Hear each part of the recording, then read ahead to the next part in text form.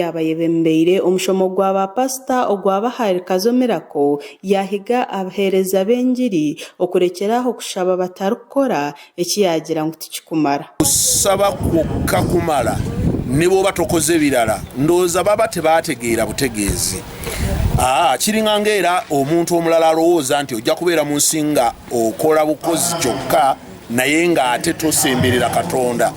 Franka yayongera yahiga abarokore kurwanisa obutakwatanisa obubarumu. Abakkiriza baleme kukkiriza bintu byawulayawula mu bo. Yes, ebintu ebiyinza okuba nga tokkanya na mulala bibeerawo.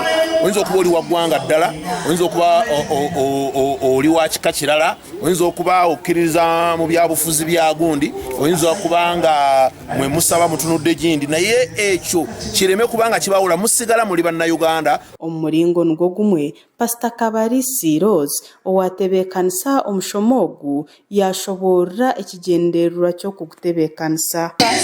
Bagarramu amaani ngo bakore, bagarramu amaani bakore, bahereze Ruhanga n'ebintu byabo kandi Ruhanga n'abamanyi. Nabo bakore n'inshitsi z'abakazi n'abahereza babo babase kuranga bayigesa abantu abo umurimo gwaranga babasa kugenda kurungi no byakwita district ya Kazo mu izina lya Mukama Yesu. Bamwe abahereza bashobora okubaganyirwa munonga omushomo ogu nuko kushaba bikiri kukwataho kugumana babatebekanisize emishomo ahabo burungi bw'ekigambo kya Mukama. Omushomo omutegeremu ebintu bingi kandi cy'abantu munonga twegera okwatanisa okukorera hamwe na n'okubura enjiri twatanise conference eizira kwenda ebase kutuyamba n'aba baryoko abatahikiri abakure bitahikire konka bakweteka omubiti by'abashumba by'abahereza kubasa kwejura ninga kumanya ekibari